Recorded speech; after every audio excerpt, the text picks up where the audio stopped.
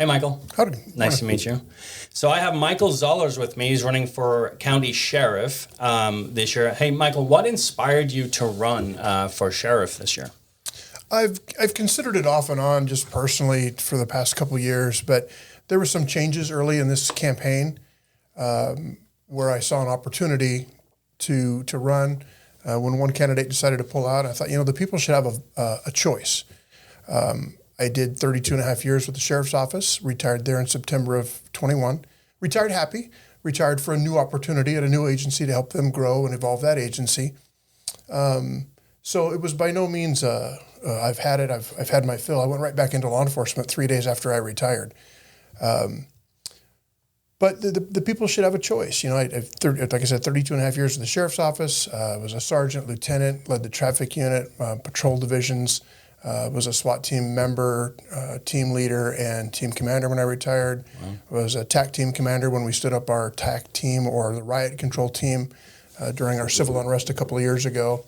I've taught throughout my years first aid, CPR, incident management for FEMA, DHS, but the incident command system is integral to law enforcement and fire to manage big events. The county fairground type events? Yes, we actually do. The Valley Fire takes the lead on that, but they write an incident action plan for that day, and it delineates who's in charge of what, where the aid stations are, who to contact, different shifts. Risks. Fire really champions this because it works very well in what we call multiple operational periods, so multiple shifts. Law enforcement doesn't really do a lot of things that are multiple operational periods, where fire gets a big wildfire that goes on for weeks. The incident command system comes in, and it's kind of based off of a military model that gives command structure, accountability.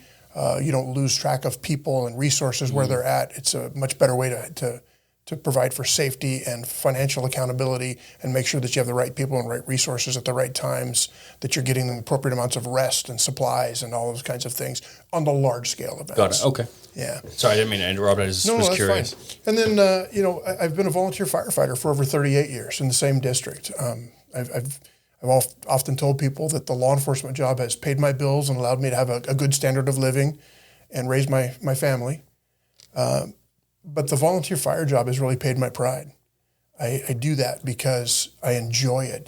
It's not always pleasant to get up at 3 o'clock in the morning and go out to a structure fire or a car crash or somebody's medical emergency, but someone has to do that. And it's my way of giving back to my community, and I've done it since I was 18 years old. Wow.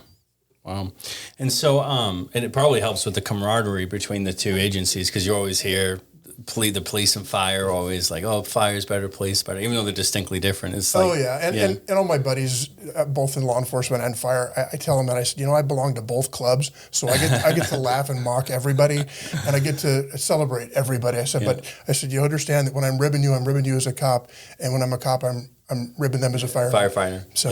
So you made a good point. You said that law enforcement is giving you stability and so on. Oh, there's some good pay, but we do have a problem with being able to recruit officers in Spokane County because I guess you would say entry-level pay isn't great. And so one of the things that I believe is on the books is they've agreed to open or give more to the budget to increase police pay across the board and hire another 100 or so officers over the next 5 years. Is that correct? I don't know about the 100 or so officers. I know that budgetarily the commissioners have agreed to a recent pay bump for the deputies. So their pay is somewhat comparable to the city. I don't have the exact number. And so for the first time now, they've got people that are lateraled from the Spokane Police Department over to the county. Historically, and you find this nationwide, county agencies are usually lower staffed and lower paid than their city counterparts. That's just the way it is. It's like population density, tax dollars. Counties typically have less tax dollars. They have a much wider breadth of things that they have to fund. So you end up with that disparity. So that money is now there, and we've got some people apparently from the city coming over to the county.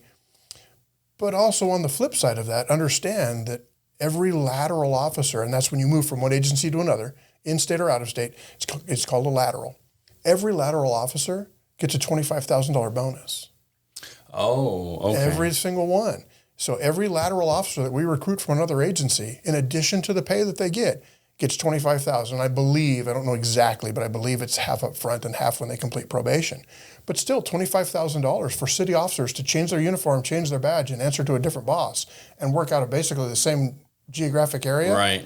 That's pretty substantial. That's a big bump of $25,000. Now look at how many laterals we've offered, or we've brought here and hired. I'm a firm believer that there are hundreds of people in the Spokane region that can do the job of law enforcement very well. Why aren't they taking our test? That's what we need to solve.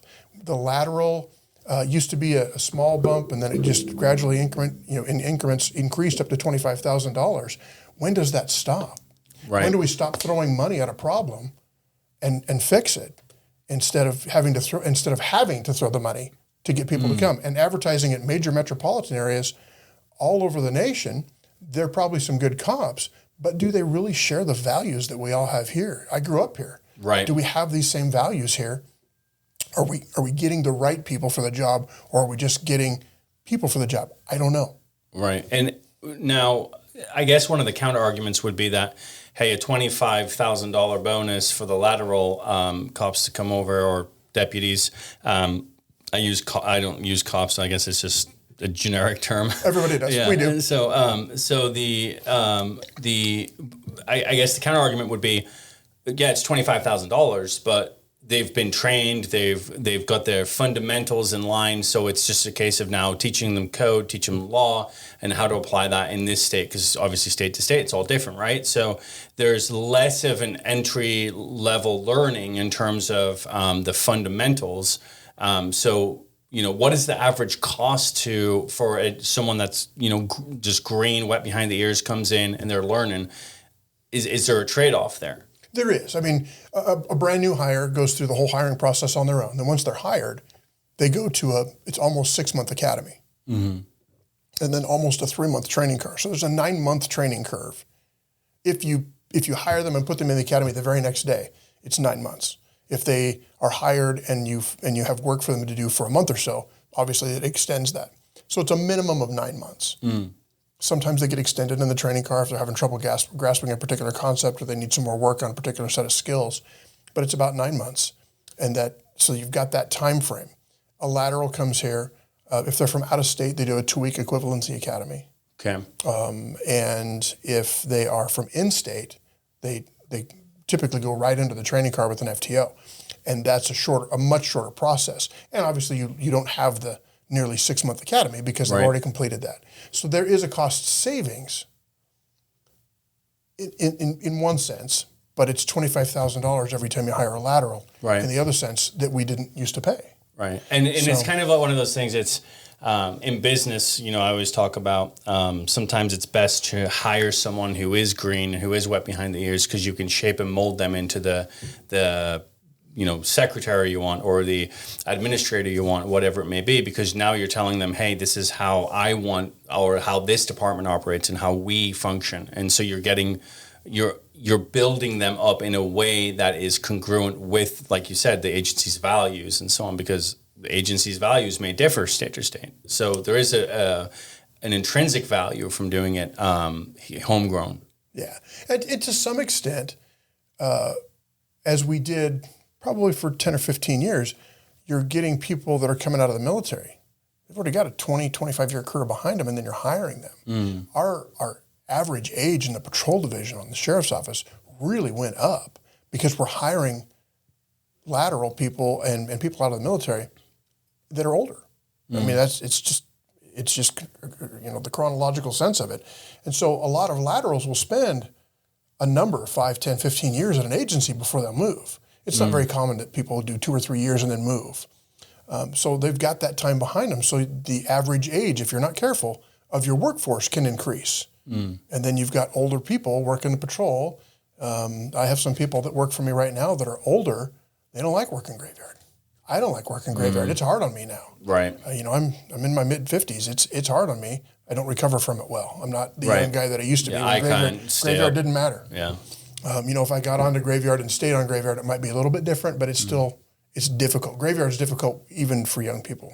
None of us, being the the young go-getters want ever to admit it. Right. But graveyard's hard. Yeah. And then on your days off, you have to revert to regular people's hours when the sun's up and they want to do things, and you're dog tired because you just got off a graveyard shift. You get 4 hours of sleep, and then you go to the family barbecue, and you sit in a chair and half awake, and it's problematic. But I mean, there's always the other side of the coin on all of these arguments, but it's money. That's just the bottom line. It's always going to be money. Things are not getting any cheaper for us.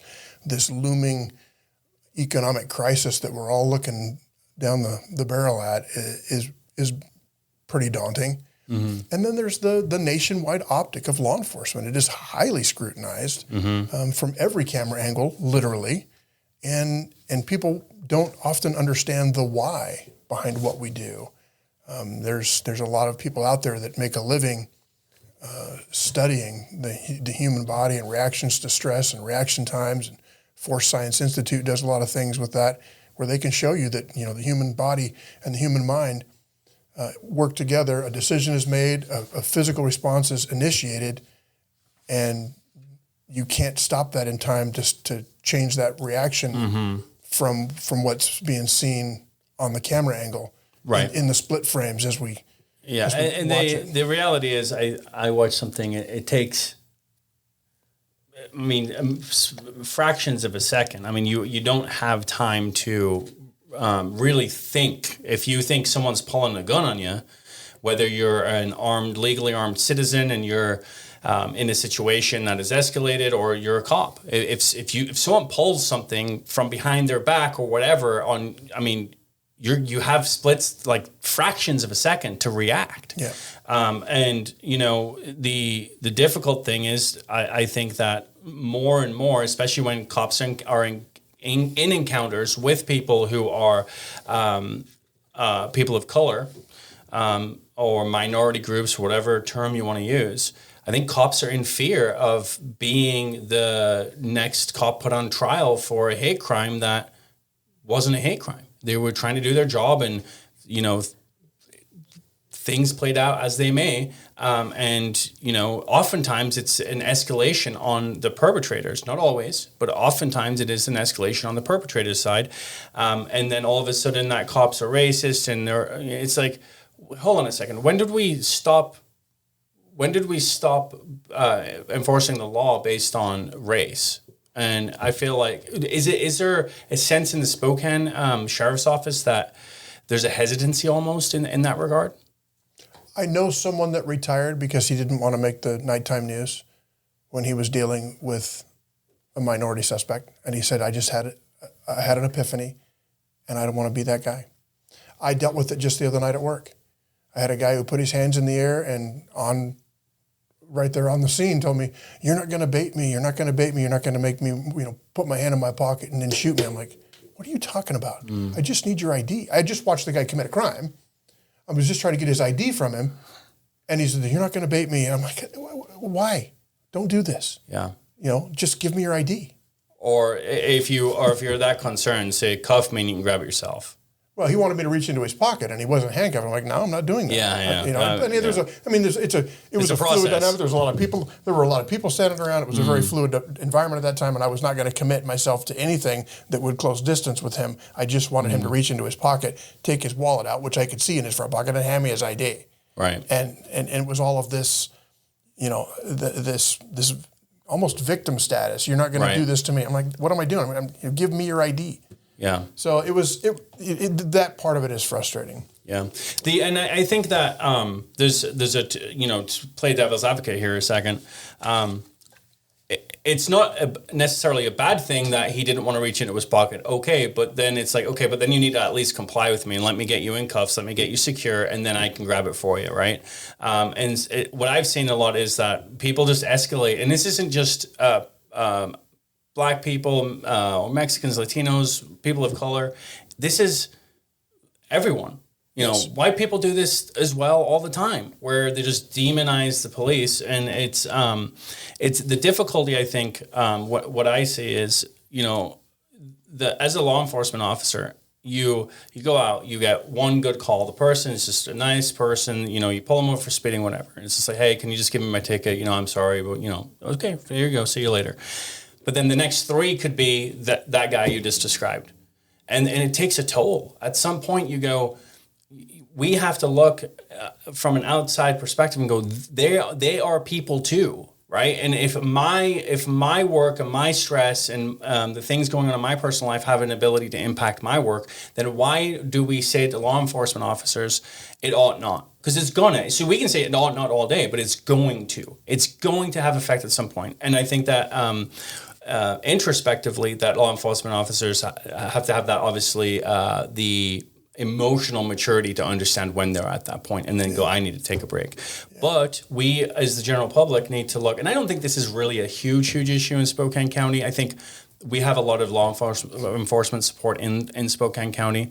But this whole victim status, no matter who you are, oh, you just pulled me over because I have tattoos or because I'm black or whatever.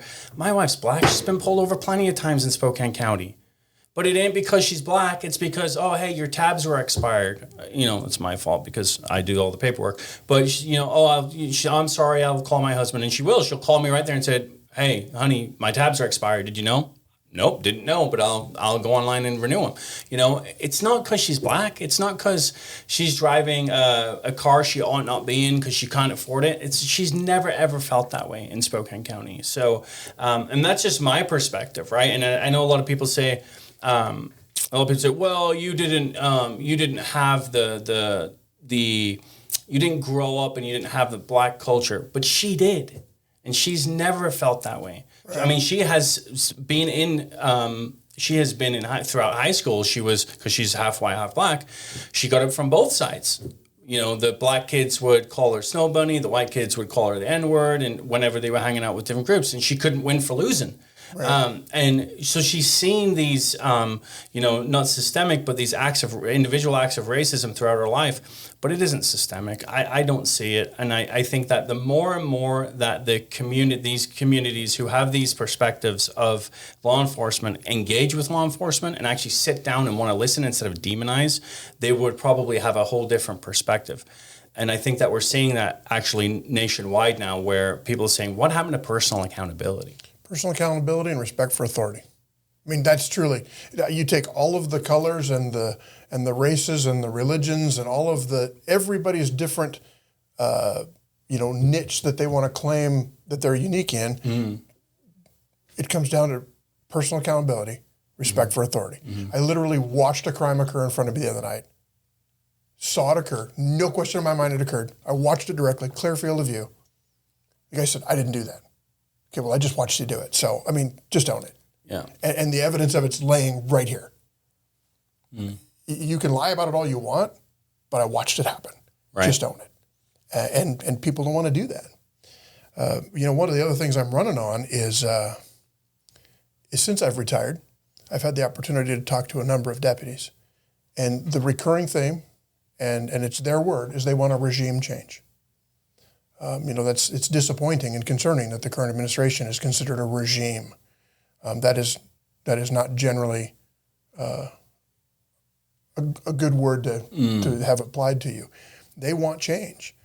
We have for years given lip service to patrol being the backbone of the department, and they're constantly understaffed.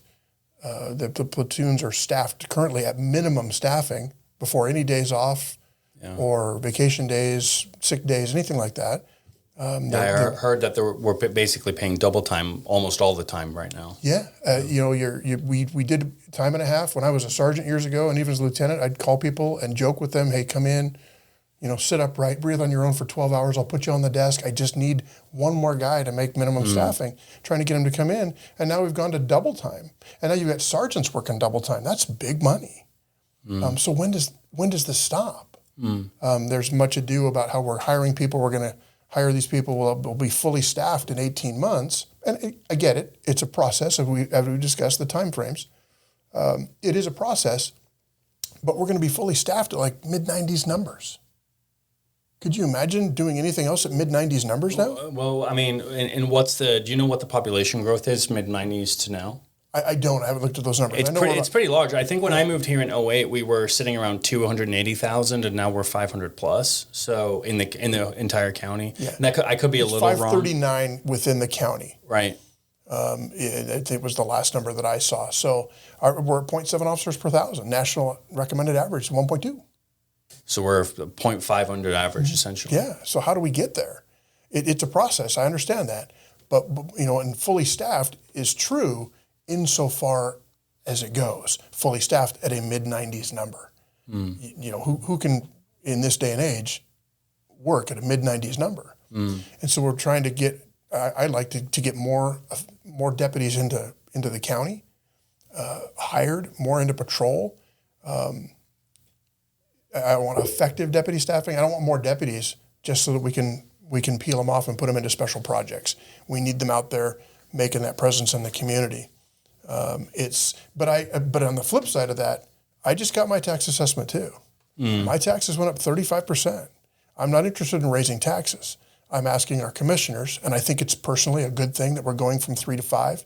I think 3 people making the decisions for 500,000+ people was probably a bad thing. Let's distribute the wealth and distribute the responsibility of that a little bit with 5. But it's about the county commissioners allocating money better for the law and justice side of things because that is the largest portion of a county budget. To be able to get us the people that we can get more in the community. It's not run from call to call, be able to actually go out and interact with people on a non-emergent basis. Let's go out and go to community events. Let's go to meetings. Let's see what our people really want from our law enforcement. Yeah, and so let me ask you a question. What could you do if I said to you, hey, Michael, here's $300,000 marketing budget to market for new offices. What could you do with $300,000? I know how campaign spending, how expensive that is. It may or may not go a long ways, but I would use that to focus on people right here in this region. Let's go to their events, and I'm not talking necessarily about people of color. I'm talking about local events. Yeah, the interstate fair, the unity in the community. Any of a number of different holiday celebrations or community events. Let's go to those things. Yeah. And recruit people. Tell them it's okay to be law enforcement in Spokane County. It's a good job. You're certainly not a get-rich job, but it's a good job, good pay, good benefits. Live in this community. Grow your family in this community. Serve your community. It is when you get into the service side of things, it's very satisfying, and that's why I've done what I've on the There's law like a pride that goes fire with side. it. It's satisfying internally to know that you've gone and helped someone at their most dire time of need. So the reason why I asked about the $300,000, and there's a point I'm trying to make here, is that the city council just passed or budgeted $300,000 to paint an LGBTQ crosswalk downtown so that we could be all inclusive. And in a time where we have like you said, inflation on the horizon, where everyone's looking at this going, what's going to happen? There's so much market uncertainty. I just look at that and I go, man, what if we could take those $300,000 and apply into a marketing budget to get better officers, better equipment, better training in Spokane County, rather than painting a crosswalk? And so that's something that I think is just, I look at that and I say, that's just such a waste of money. It's a lot of money for a crosswalk. A lot of money for I'm still trying to figure out why we have the bridge from East Sprague over to the downtown university complex. That's a lot of money into that bridge. What does it really serve? Right.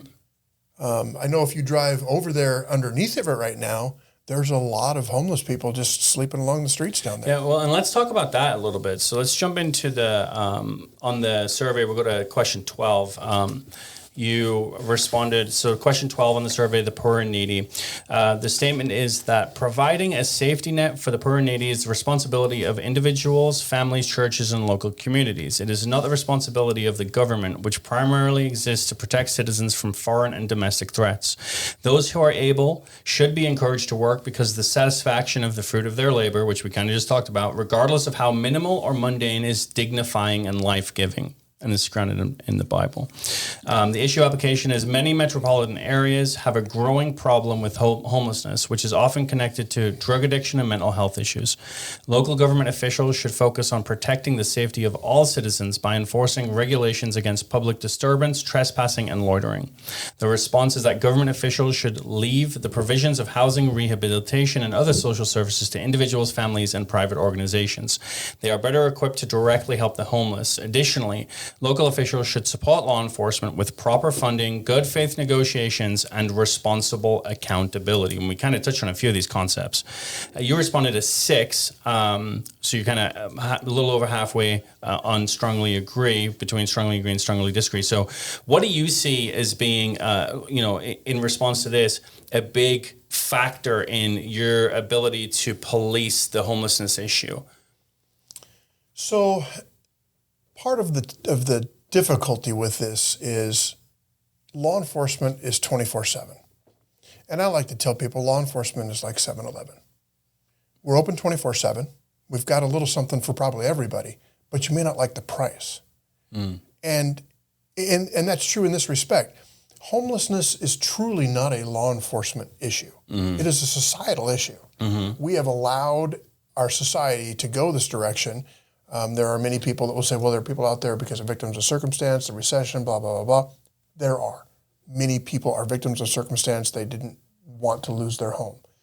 But a very big piece of the people that live on the streets choose that lifestyle. They choose it. They want it. They don't want tethers. They don't want the government to know where they're at. They don't want to pay taxes. They don't want all of those responsibilities and burdens because they're making a decent living at the stop sign. They're going to use some social services because even people that are homeless by choice still want clean clothes and a hot meal and a warm, dry place to sleep every now and then. But they're not necessarily going to better themselves. And there are many people on the street that have a small housing unit, if you will, or a voucher that they can use, but they choose to live at Camp Hope anyway. They choose to live out there with their friends. And so on the law enforcement side, it's true that we are frequently the first touch with these folks, but first touch versus repetitive touch. I mean, are we constantly dealing with this? The Martin v. Boise decision didn't help us, where we can't force people out of a public space unless we can prove that there's shelter space for them. And let's face it, in reality. So that just eliminates loitering. Right. Well, they can't. I mean, they can camp in the parks at night because we can't force them out if we can't prove that there's a shelter space available for them. We can't prove that there's a space and we can take them to it. So we have to allow them to basically set up camp at the parks, along the streets, along the river, all of these things because of the Martin v. Boise decision. So let me ask you that. So that's a good thing to know. I wasn't aware of this. So now, how would we bridge the gap between the shelters and law enforcement having that information on hand in real time? Is this possible? Is this something that it can be looked at and done? We've tried it in the past. We've tried shelter counts through dispatch. They're supposed to call in, but they don't really know because they might have a space available for somebody, but are they in the shelter? Are they outside? Are they out?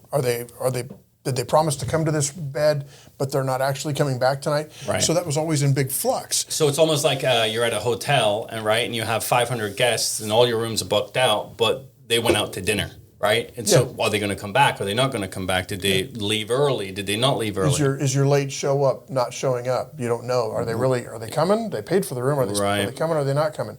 So, but it's truly not a law enforcement problem. We're just the ones that are out there all the time. We're almost like, like the UN. We're out there.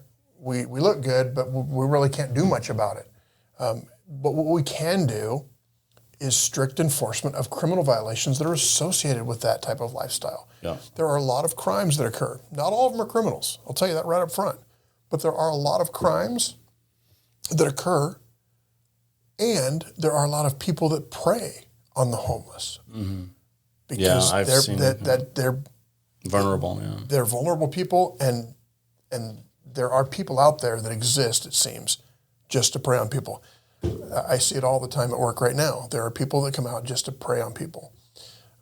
So the private organizations that are better funded, privately funded, and can build housing units or run programs are probably better suited for that. We pour a lot of public dollars into things.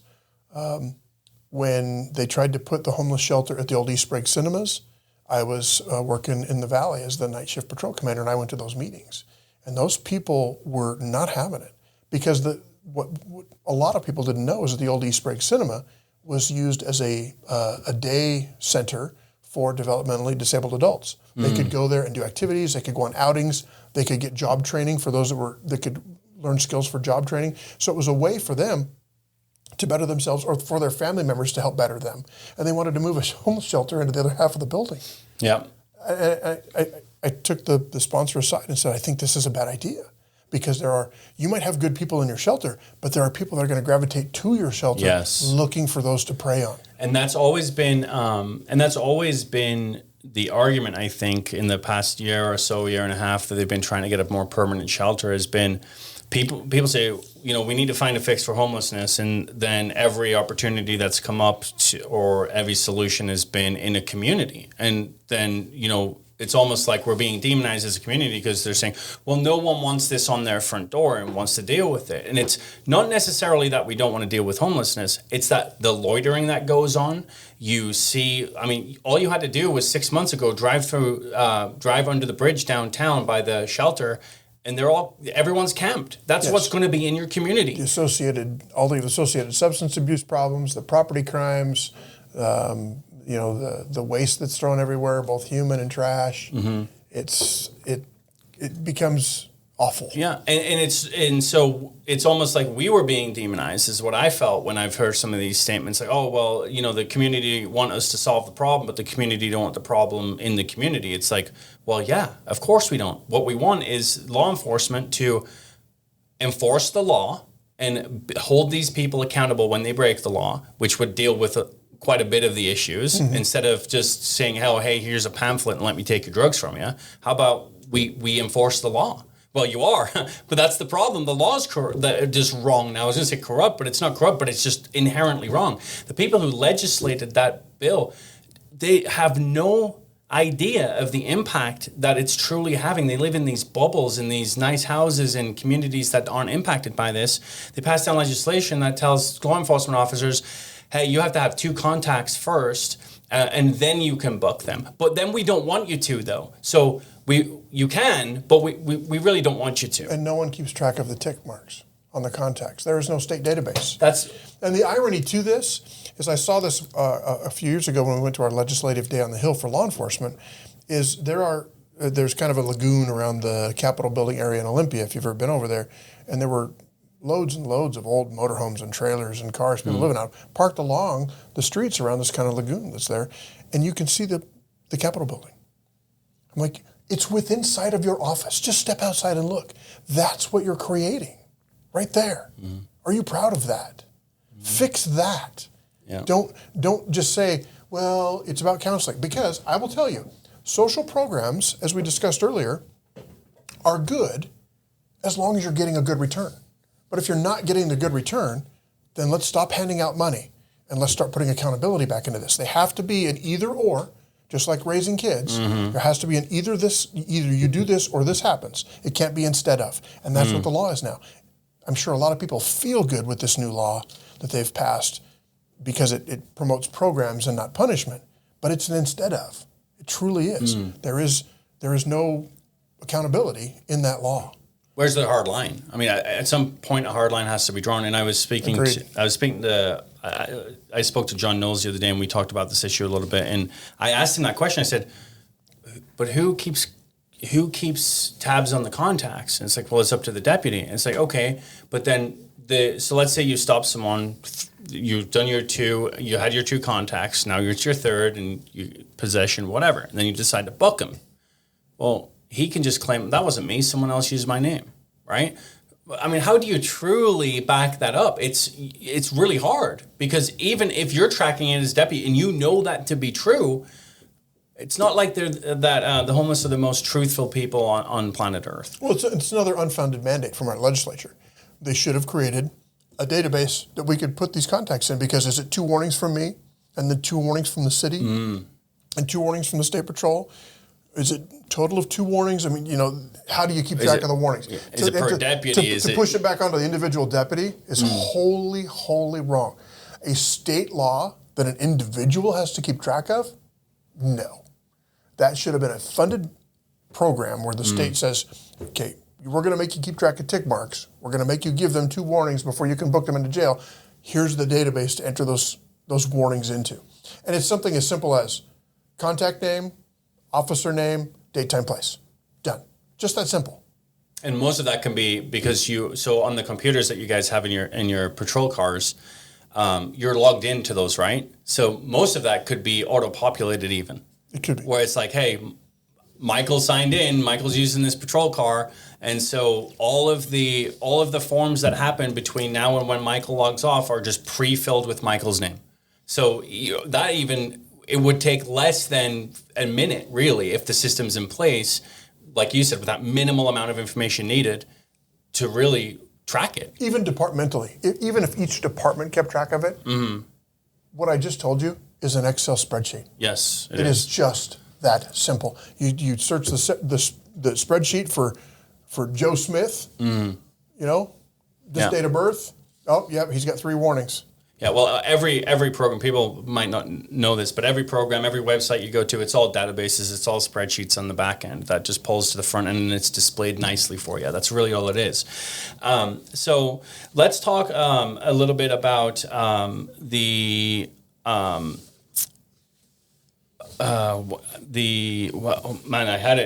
had a question I wanted to ask you that we had touched on a little bit earlier. So you talked earlier about you had to call a deputy. You said, hey, I just need you to be behind a desk. I need you to just live and breathe for 12 hours. And I need you to just sit there and just key in information. Is there another individual outside of a deputy that could be doing that work? Is there an administration unit that could be put together that would alleviate that burden for the deputies? Well, we still have all that. I mean, locally, there are a lot of commingled and shared services. The city police runs records. The county runs emergency management. The city has their own SWAT team. County has their own SWAT team. We have an air unit. We each have separate investigation units. But there are some things that are shared, some things that they do. They run the evidence facility as well. So any evidence that a county deputy or a state trooper gets, the state has their own evidence out there, but we could put it out at the city's evidence facility. So there are some that it doesn't make sense for us to have it because they already have it and it's a very expensive operation. So there's those things. But I mean, I was as simple as when my the desk deputies would call in sick or take a vacation day, the patrol platoon on the county side, and it's basically Valley Precinct and unincorporated precinct. Unincorporated is all the unincorporated county. So the county desk at the public safety building would have to be filled by whatever patrol platoon was working that day. The Valley desk would be filled by whatever Valley platoon was working that day if that guy called in sick or had a vacation day. So it's not part of my manpower as a sergeant, but it is part of my manpower if that person is gone for the day. One of my people has to come off the road and come work the desk. So who typically works that desk? Is it a deputy or is it an administrator? It's a deputy. And we have deputies and volunteers that work the desk. Okay. Downtown, we have both a deputy that works the desk and a courthouse security person. The courthouse security person is responsible for monitoring all of the alarms for the judges' chambers, for all the courtrooms, and floating through the courthouse and the courtrooms to make sure that things are going smoothly there. So that there are 2 positions there, but we always have a lot of volunteers. We have a really good crew of volunteers that do a lot of things for the sheriff's office, and one of them is to work the front desk downtown. Got it. And so they do help out, but sometimes you do need a commissioned officer because there's court right there. We have disturbances in the foyer, in the lobby there. There are things that a deputy has to do. That has to be a commissioned law enforcement officer to do. So you truly do need someone there to do that.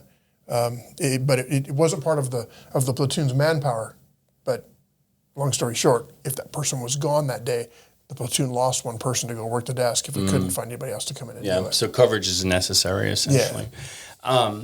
So the we chatted a little bit about this before we came on, and you said that you'd read through this when you were responding. You read through it, and so let's just talk. So do you I'm just going to ask you, are you a Christian? I am. You are. Okay. So on question 1, we talk about the Holy Bible, and you said the Holy Bible is the supernatural inspired word of God. It is inerrant, supreme, complete, and final. And you'd responded to 1. Actually, you said you didn't respond to 1. I apologize. You responded that you did not want to respond. And so did you, I guess, why did you take the position of that you didn't want to respond? I was afraid, honestly, that I would pigeonhole myself to some extent. I've never read the Bible from front to back. Okay. My family has never been a big church-going family. My father was self-employed for 33 years. I watched that man work 12 to 16-hour days, 5 to 7 days a week. So Sundays was truly our downtime for family. And on a Saturday or a Sunday, I earned my allowance by checking in my dad's tool orders to support the family business. So that was the only time we ever had to spend together. We would go to church from time to time. I grew up going to youth group with my buddy, and his mom's very devout Southern Baptist. She would wake us up on weekend mornings by throwing tennis shoes in the dryer because it was 6 o'clock and we needed to be up. And I love that woman. She's a hoot. But it was just that was our family time, was the weekends when we could get together. Over my lifetime, my belief system has evolved. And I had a long discussion with a buddy once in Wyoming. We were there on a hunt, sitting on a ridgetop watching sunrise. And he has been trying to get me to go to church for a long, long time. And I said, Tom, I'm just not convinced that going to one building with a bunch of like-minded people is what I need. And he said, well, the Bible says, we'd gather together in the house of the Lord for fellowship. And I said, well, I understand that. I said, but look around you. And it was sunrise. We were having a cup of coffee on a ridgetop. I said, look around you. This was created for us. This is my church. This is where I'm whole, out here. In nature, I said, granted we are hunting, but this connects me with my soul out here. And this is where I want to be. So I said, we can agree to disagree. I said, I still love you like a brother, but we're gonna have to agree to disagree, because I don't see that following that one tenet of the Bible is specifically for me.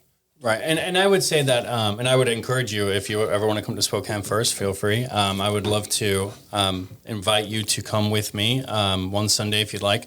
And I would just say that maybe the perception of church is really where the hang-up is. And I would just encourage you that going to church, once a week, twice a week, whatever, that it isn't about the act of going to church. It's the message, and then applying the message to your life throughout the week, the month, and hopefully the years as you grow in your relationship with the Lord. So it isn't really about the act of being purposeful. I mean, it's being purposeful. You need to be purposeful about it. But if you miss a Sunday, is that okay? Of course it's okay.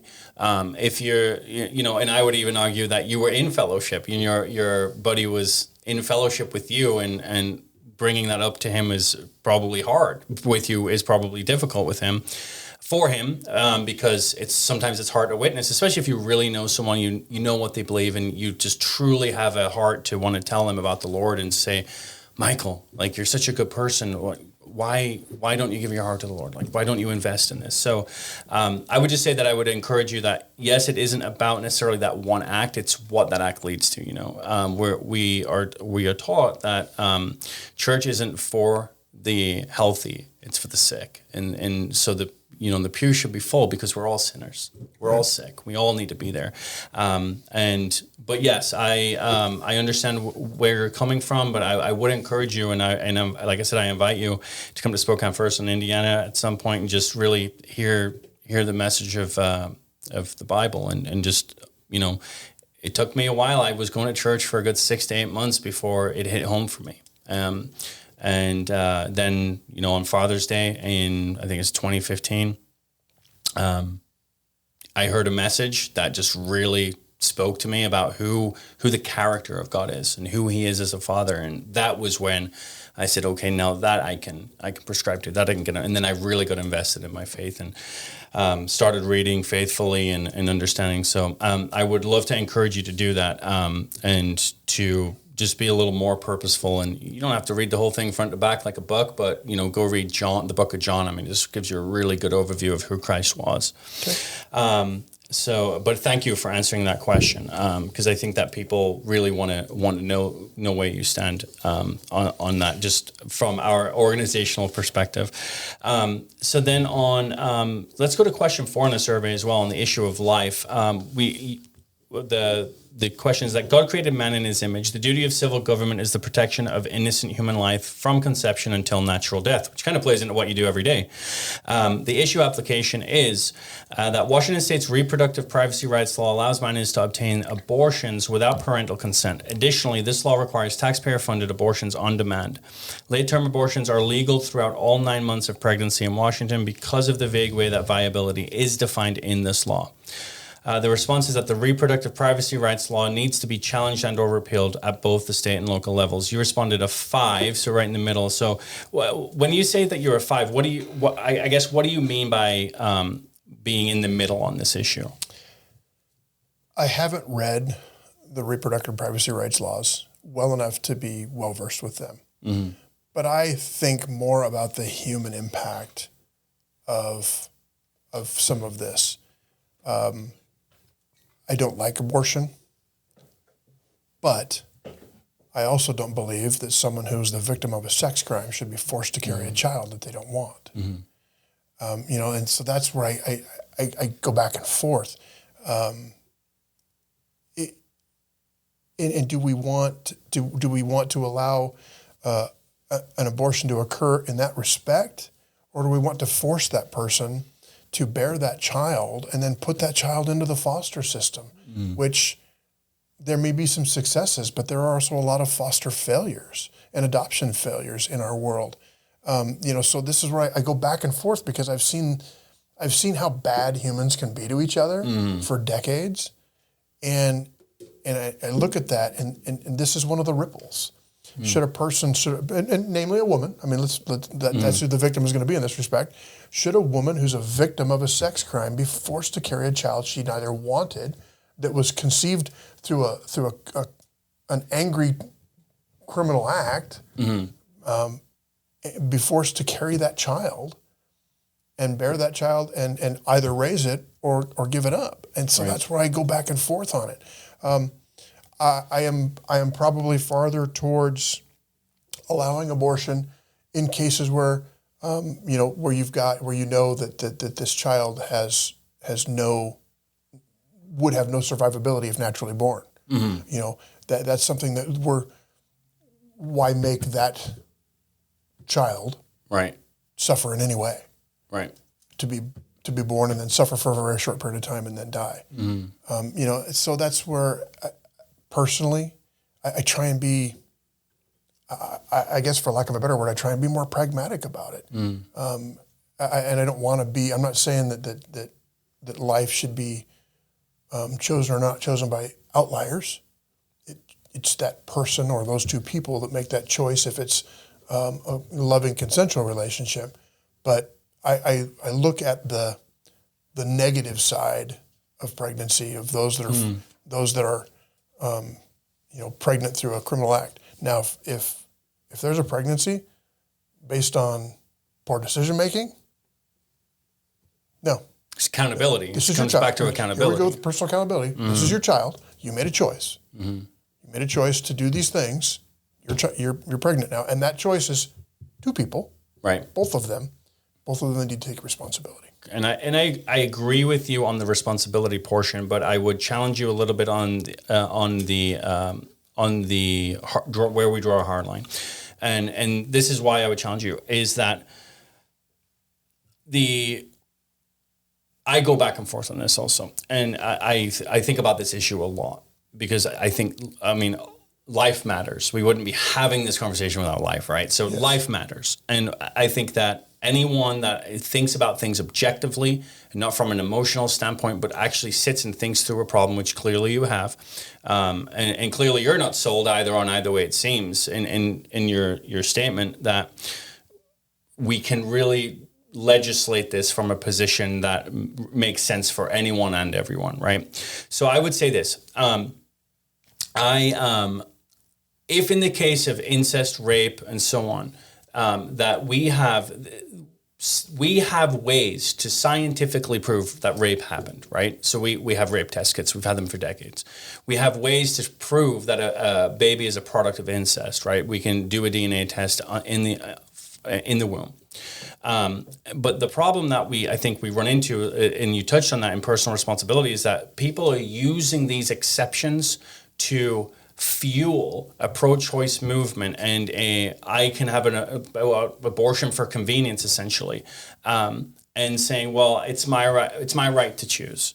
And so I think that, so I would challenge you to just really think about the ramifications of those exceptions. And again, this is something I've went back and forth on, because it's like, we don't know what it's like to be a victim of abuse, right? And other women don't know either, right? They'll say, well, it's her right to choose. It's like, but you don't know. You've never been a victim of abuse, just like I have not, right? So you can't tell that lady, even though you're a lady, what she's going through. Only other victims can truly understand that, right? Mm-hmm. And I think that's one thing that happens is you have the people making the loudest noise are the people who don't understand because they've never been victims of abuse or incest, which are abhorrent, and those crimes should be fully prosecuted to the extent of the law, no wavering. It's like no get out of jail free card, no good time served. I mean, your sentence is your sentence, and you're there, mm-hmm. right? It's just disgusting.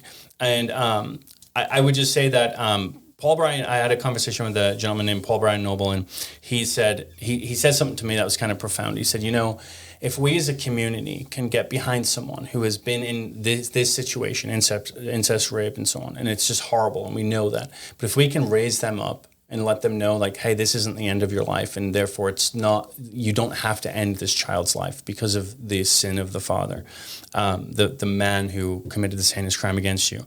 If we can raise them up and we can get behind them as a community and we can prop them up, then it gives that person the ability to be the most Christ-like they can in their life, the most good they can in their life. Because in the face of adversity, Christ didn't back down. He knew what was coming. Right, and so I've had some time between Brian and my conversation to think through this, so I would just say that I think that we should think truly about this. Right, it's like what we're talking about, social programs. We really need to look at these victims and say, hey, there is an alternative, because there's also a mental and guilt and shame portion of this we don't talk about with abortion. Even with women that weren't abused, that have abortion for convenience, there's this guilt and shame of having that. So now you have the guilt and shame of I was raped and my father abused me or whatever it may be.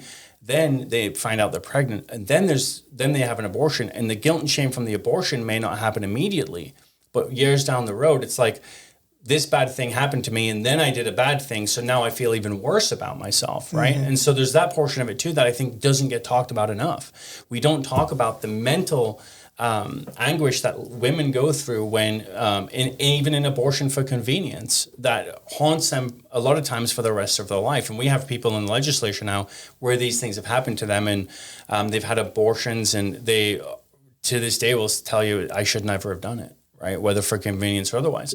And so I would just, challenge you to think about that perspective too a little bit, because I know that you're not saying that you're for abortion for convenience, and I want to. I guess I just see the negative ripples. I see that, mm-hmm. The effect down the road of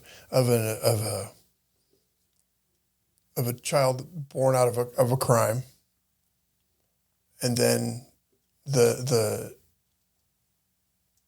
it's almost a transference of the guilt or the anger that the mm-hmm. victim feels towards the violator that gets pushed towards the child. Mm-hmm. And I see that negative side of it. Mm-hmm. But let's face it, no one has ever invited me to their house to say, I I was raped in high school, and I have this child now, and this child's going to Yale, and they don't invite us to their houses for that. They invite us to their houses because they're a family in crisis, things are out of control, those kinds of things. So we don't get to, just like they don't see the positive things that cops do, we don't get invited to people's birthday parties and bar mitzvahs. We get invited to the domestics and the family fights and those kinds of things. So I don't see that, and that's the exposure that I have, and I try not to make that my optic on the world. Yeah. Well, and I will, and just to clarify, I understand this is not, you have no bearing on this in your day-to-day life. I just was curious where your position was when I had read through your survey and prior to the meeting. But thank you for answering as well, because these are hard issues. These aren't things that will be solved overnight, and these are things, again, that are really hard, and I do think about them often, and I'm always open to having my mind changed. I come from a position, as a Christian, that moral law is first, and then anything thereafter is usually derived from moral law, and then that's how we make our law, man-made law. And so life is, at the very top of that for me, and so I just wanted to ask that question. And so, you said that earlier that there were people who, you've talked to deputies, and they say, we feel like we need a regime change, and so that's, like you said, it's kind of an interesting way to put it. So, and Ozzy has very, very, very large support in the community, and always, I think, has been revered in the community for standing up for our constitutional rights through COVID and so on. So what do you think what do you think they're actually saying when they say that to you? What's the implication of that? There are also a lot of people in the community that do not like him. I would put that out. There are. I worked there for over 32 years. I worked for 4 different sheriffs. I think what the deputies want is an overall change. They don't, we've gone from a lot of overtime. We paid staggering amounts of overtime just for minimum staffing. Mm. And now what's probably going to shape up to be staggering amounts of overtime at double time for minimum staffing. And they're tired. They're tired of it. We went to double time because you couldn't get enough people to come in at time and a half. And so there's that, and it's difficult to put a finger on particular changes that are going to fix that. I know the media optic nationwide has really harmed law enforcement, but they truly want just almost a makeover.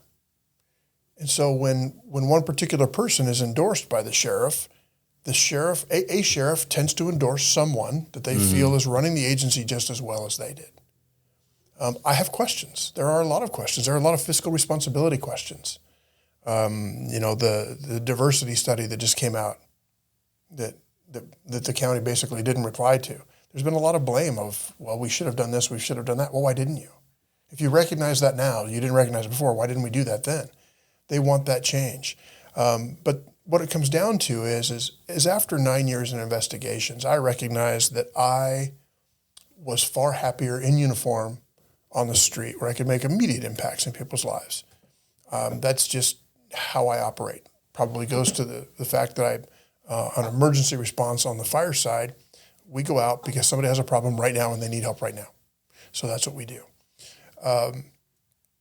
So they want the ability to be more proactive. They want the ability to be able to go and address problems that they know they have as opposed to just running from call to call. And we can't do that with our current staffing. That's a long-term problem, but and when I say long-term problem, it's a long-term solution.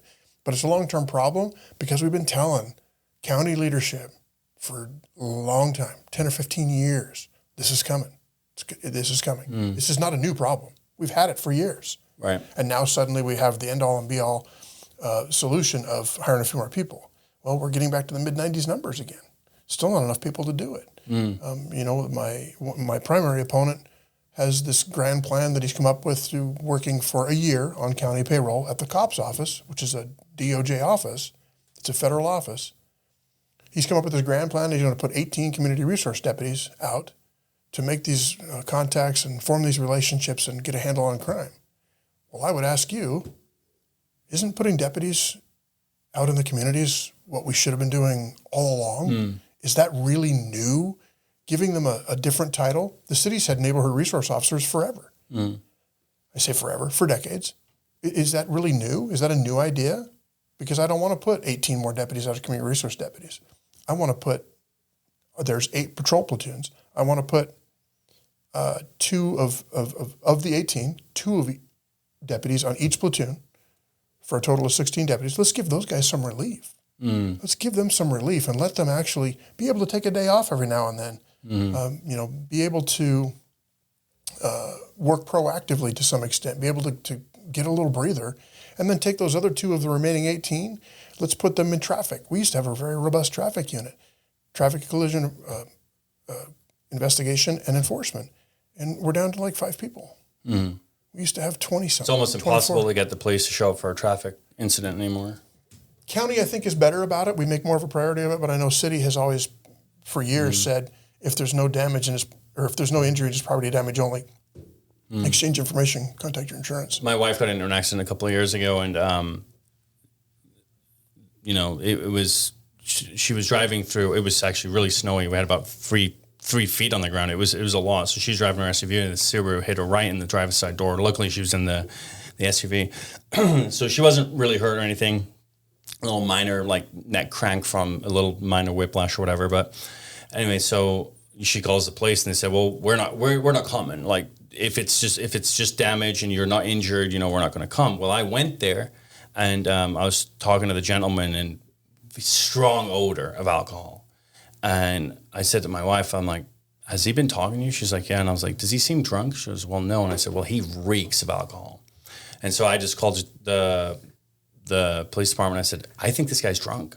And they did come, which fortunately, and he was drunk. And the guy was going like 35, 40 through a residential area with 2 to 3 feet of snow on the ground. And didn't yield. And it was just crazy to me. And I was fortunate they would come. And I guess I make that point that they wouldn't have come had I not called and said, "Hey, I think this guy's drunk," right? And so he would have got away with it. So, and I'm not saying they should go for everything, because you have a fender bender. It's like, "Hey, here's my insurance," and people should be honest enough, personal accountability. People should be honest enough with each other to say, "I hate your car." I memean, I feel guilty if I open my car door and I ding someone, and I'll be like, "Did it scratch?"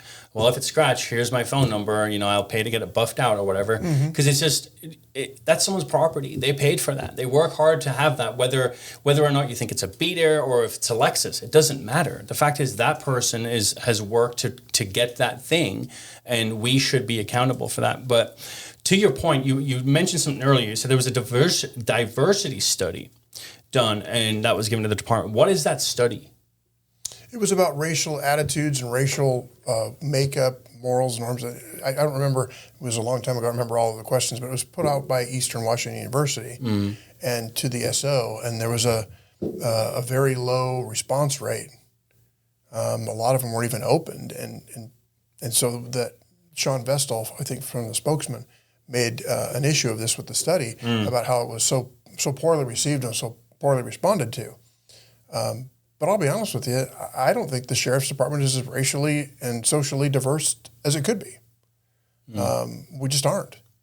But I mean, you can't control that. Well, you can.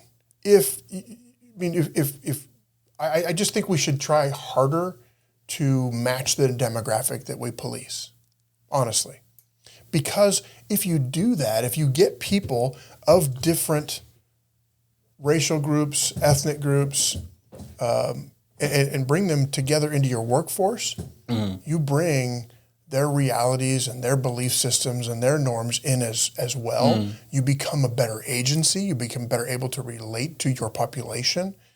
And I truly, like I told you earlier, there are hundreds of people, I think, in this town that can do this job well. Why aren't they taking our test? Let's get them to realize that it's okay to be in law enforcement in Spokane County. Live here, work here, raise your family here. It's a great living. It's very emotionally satisfying. It's emotionally draining at times, but it is emotionally satisfying to be able to help your fellow man. Yeah. Well, I mean, I think we get into dangerous territory, though, when we talk about, because what you're talking about is diversity, equity, and inclusion. So I think we get into really dangerous territory when we try to meet demographic needs with demographic officers. And the reason I would say this is it is unequivocal truth that we all have our bias. Everyone has bias. Unequivocal truth. And so when you start giving people positions based on race, creed, religion, and so on, then it actually has the opposite effect of what you're trying to accomplish. And what I mean by that is if you hire a black officer just for the sake of them being black, not on merit, not on a capability, but because we're trying to fill a quota, fill this, we want that demographic in there, but really they're not really cut out for it. But hey, we feel like we need it because he can reach the black community. I think that's inherently bad. But that's not what I'm going for. So what would be your solution? To me, the criteria for law enforcement is can you do this job physically, mentally, emotionally, or not? That's it. Right. I don't care about anything else. Right. I don't care what race, color, creed, religion. I care nothing about any of that. Can you do this job effectively, physically, emotionally, mentally? That's what I'm looking for. Right. I'm just saying that I think we need to appeal more to our local people in Spokane. We're advertising. At what the advertising budget is, I don't know, but it's probably substantial. It can't be cheap to buy a billboard in Denver or San Francisco or LA or a reader board in Times Square. It can't be cheap. Let's put those monies here. Let's get people from here that raised here, grow up here, that live here. Their family ties are here. Let's get them here and bring them up, people in their own community, to police their own community. Well, I don't disagree with that, but what you said earlier was you think we can do a better job about having a geographical and demographic diversity within the department. So I think what I'm getting at here is that I think it's almost dangerous, and here's why. If you have two officers who are of equal capability, and you have the mindset that you need more diversity, then you are going to be then hiring based solely on race, which is the definition of racism. So I think we need to be very careful when we start talking about, hey, we as a law enforcement agency, a government agency, even a business, that we are not hiring based on that. It needs to be based solely on merit and that merit alone. I agree. And it just gave me pause for a second when you said that we could do better in this area. We could. So I guess my question was more, how do you see that unfolding, right? So if you, in that example, you have these two people, one's white, one's black, equally charged in terms of their credentials and their training and so on. But we have a police force that's 90% white and 10% minorities.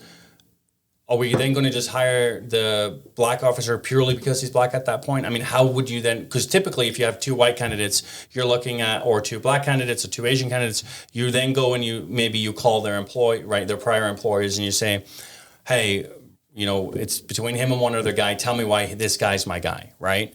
Or this gal's my gal. So, but when we start looking at, okay, well, we can do better in diversity. Well, what does that look like? And I sit there and I go, man, this is dangerous. It could be, because now you're doing the exact thing that diversity aims to solve. So look at this. When the sheriff's office had the jail, there are more women and minorities employed in the jail than on patrol. On the patrol side. When the sheriff's office had the jail, those numbers lumped into the sheriff's office, and we had a more socially acceptable picture, if you will, of our diversity. But we don't run the jail anymore. County commissioners do. So we can't have those numbers. So we have only a few minorities and only a few women. But if you look at our sister agency, the Spokane Police Department, why do they have so many women and so many minorities and so many people with all these different ethnic backgrounds that work for them? What are we doing differently? Are we doing something wrong? Are they doing something wrong? I don't know. But we're doing something differently where they don't want to work for us. Well, some would say it was the pay. That may be true. May not be true. I don't know. I know that I never wanted to work for the city. I just didn't like, I got a bad taste in my mouth early on as a college student, and I didn't like how things were done back then. I chose my path. I went to the county, and that was where I stayed. I know I could have made more money working for the city. It was a principle. But it was in the city. I didn't want that kind of law enforcement. I wanted to be out in the county, a little more autonomous, a little able to work with people a little more. I think a sheriff's office, because the sheriff is elected, enjoys a little bit more public support than a police department, because the police chief is appointed by a group of people that got elected, sometimes by a very slim margin. So I think we enjoy a little better support, and I just wanted that kind of environment. Yeah. I like those kinds of opportunities. So I'm not in any way saying we need to go out and hire 6 people this year of this X race or X ethnic background. Not at all. I'm just saying let's go to them. Let's recruit locally. Get people to live here, work here. People that share our local values. And the bottom line is they still have to make the decision to take the test. And if they take the test and pass and score high enough, they have to make the decision to go forward in the hiring process. They have to make the decision to accept the job. Those are all the human factors that you cannot change. You can make it appealing, and they made it more financially appealing with this most recent contract for the Deputy Sheriff's Association. Maybe that'll help. I don't know. It hasn't been in place long enough for anybody to know. Yeah. Well, I'm glad that we touched on that, because I think that is important. And I think, again, my wife's Black, and she and I talk about this a lot. And we look at these diversity programs and they don't work. I mean, you look at schools that have these admission rates for Black students, Asian students, and so on. And, Thomas Sowell said it best. He said, you have these quotas, and that the Black kid who could have gone to a community college and been in the top 1%, or even a state college and been at the top 1% in their class, now go to Yale, Harvard, and so on based on the color of their skin, not on merit, and they get they fail and they flunk out. And now it has 2 effects. One, they failed, and 2, they now feel like they couldn't do that. And it's like, no, you can do that. You were good where you were. And so we see, and Thomas Sowell touches on this, and he doesn't just touch on it, he goes into it in depth. And he even testified before Congress in I want to say it was the 80s, early 90s. And when they were talking about these diversity quotas, and he referenced this specifically, like, this is dangerous. It needs to be on merit, solely on merit. And I think that it's just gotten worse and worse and worse over the past 5 years, where it's like, everyone has to be equal. And so this is not realistic. People aren't equal. I'm not your equal. Do you think I could physically best you? I highly doubt that, right? I don't know. I do. I know. But my point is, we might be both men, we might be both white, but we're not equal. And let's stop pretending that everyone's equal. We're not equal. We are humans, and we should love each other and respect each other and give each other dignity.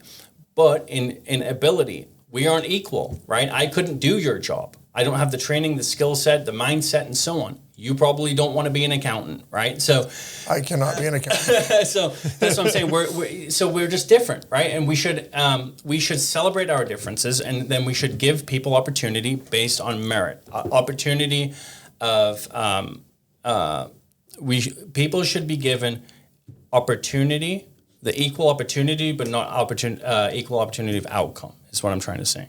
And so I think that that's something that we should live by. And I hope that more people from minorities, and especially because you have the whole Black Lives Matter movement and this degradation and of police, the police force by not just the Black community, because there's a lot of white people who support Black Lives Matter. It turns people off. And it's like, hey, let's engage. Have you heard of Brandon Tatum? Brandon Tatum, he's an ex-police officer. He has a YouTube channel. Yeah. Fantastic guy. He was a SWAT. Police officer, and he was a staunch Democrat. I'm just going to say that. And he was told how evil and racist Republicans were, and so on. And he would work graveyards, and after graveyard shift, there was a Trump rally or something going on. And he said, I'm going to go see what this is about. I'm going to confront these people. And he went there, and it was just like, hey, dude, how you doing? He was by himself, and, he started chatting to people in line. And he just said it completely disarmed me, because the narrative was so untrue. And the reason I tell the story is because this is the same for police officers. Yes, you have your bad eggs, just like you do in everything else. There's bad eggs in accounting. There's bad eggs in web development and so on. There's bad eggs everywhere in everything that we do. In every sector, in every industry, there's bad eggs. But we shine a light only on the bad eggs and not on the good eggs. And I think that we need to, again, I'm with you, I'm on board with you we need to inform people that why being a police officer is good, why it's serving the community and also serves yourself. So I do appreciate you coming in and speaking with us and taking our survey and engaging with us. I know it's difficult when you're running for elected office to make the time. Can you just let people know where to find you, how to get in contact with you if they want more information? We have a Facebook page, like Mike Zollars, Spokane County Sheriff. We are on our website, www.zollarsforsheriff.com. People can reach me. My phone number is on the website. It's on my literature, but it's 509-710-3700. That's my number. It's been mine forever. I answer it. It's the nice thing about phone numbers now is you can put them out there because you can block virtually anyone if they start calling it. I've had a couple of candidates that give their phone number. I'm like, man, I don't know if I'd go that far, but yeah, I guess you're right. Yeah, you can always block somebody if they become a problem. That's just the way it is. So, I want people to think about change, and it's what the workforce itself is asking for. They want that change, and I'm an open-minded, collaborative person. I'm very easy to talk to, very easy to work with.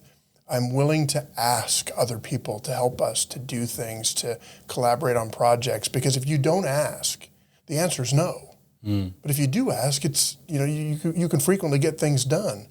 And the guys on the SWAT team used to give me the biz because we would be looking at buying things, and they would give me a price, and I'd say, "Oh, let me make a phone call." They're like, "Let me guess, you know a guy?" I'm like, "I do. I know a guy. Let me call my guy and see if I can get this cheaper. Because if I can, we can save that money for something else." And being the product of two self-employed parents, I know the value of $2, the dollar earned, but more importantly, the dollar spent. And these are all taxpayer dollars. We have to be really good stewards of these taxpayer dollars. Amen. There are some really questionable practices, I think, in my opinion, that occur down there at the sheriff's office. That one of them I will stop on day one.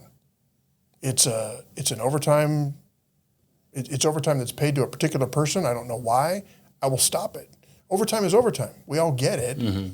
But let's make sure that we're earning it for a particular reason, not just every day. It's probably a pretty substantial amount of money that's been handed out.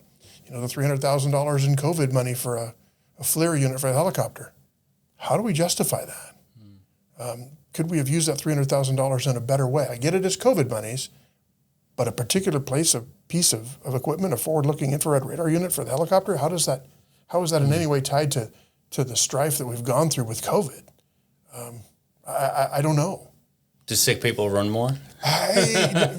Honestly, I will tell you that anecdotally, because obviously there's no study, but we didn't shut down.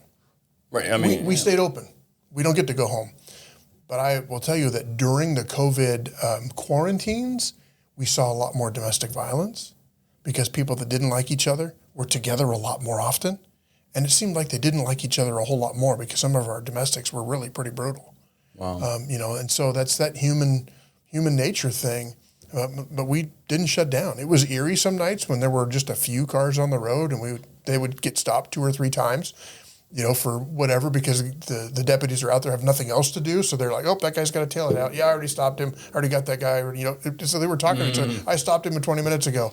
Let him go. It's the paper guy," that kind of thing. But it was. So on the traffic side, it's almost like, man, this is kind of nice. We don't have to stop people all the time. But on the flip side, there was a lot more domestic violence. And I think I was talking to someone, and they said that property crimes for businesses went through the roof because criminals knew no one was there, so they were breaking in and I have friends that are firearms dealers. You would think at that time people weren't working, there'd be more guns being sold, for pawn shops. They said it was quite the opposite. Their inventory went down because civil unrest. People aren't sure about how the world and what's going to happen, so they're hanging on to those things. I figured inventory would be crazy. You'd be able to go in and pick and choose anything you wanted. That special little hunting rifle that you wanted, like your grandpa used to have. Yeah. And the guy's like, no, I don't have anything. Yeah. So that was interesting seeing how that happened. And then the human nature, the hoarding, the Costco toilet paper shortages. We literally went in once to buy dog food, and they said limit one. I'm like, it's dog food. Limit one. But it's human grade dog food. It's dog food. But it's all human grade, so we could eat that, right? I guess. Yeah. It's just, Well, it was a pleasure, Michael. Thank you for coming on. I really appreciate it. Thank you, Nice sir. to meet you. Thank you.